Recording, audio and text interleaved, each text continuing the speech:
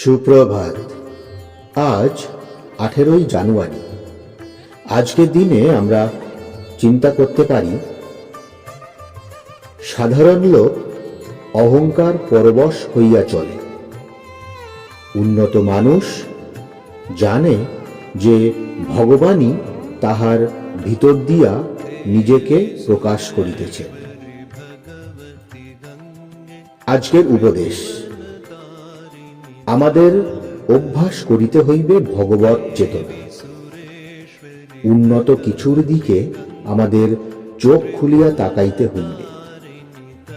ইহা যদি করিতে পারি, তবেই আমাদের বিষাদ, যাতনা এবং ভীতির উপশম হইবে। ভালো মন্দ, সুখ দুঃখ, বিপরীতপন্থী যাহা কিছু সাধারণ মানুষকে অনবরত আক্রমণ করে, কিন্তু ইহা হওয়া উচিত নহে। জীবনকে যখন আধ্যাত্মিক ছন্দে নিয়ন্ত্রিত করি, তখন আমরা এক নির্দিষ্ট স্থানে থাকি। তখন আর অহংকার আমাদের শিকারী পশুর মতো আক্রমণ করিতে পারে না, এবং আমরা সমতা রক্ষা করিয়া চলিতে সক্ষম হই।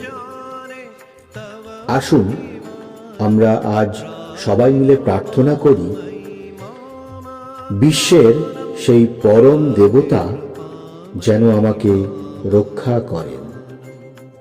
তাহার আশীর্বাদ যেন আমার চিরসাথী হয়।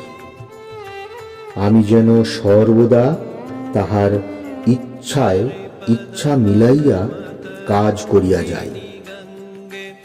এই জীবন যেন সর্বতোভাবে তাহাকে নিবেদন করিতে পারি। তাহার শান্তি যেন আমার অন্তর ও জীবনকে পরিপূর্ণ করিয়া রাখে। প্রণাম। জয়তু শ্রীরামকৃষ্ণ।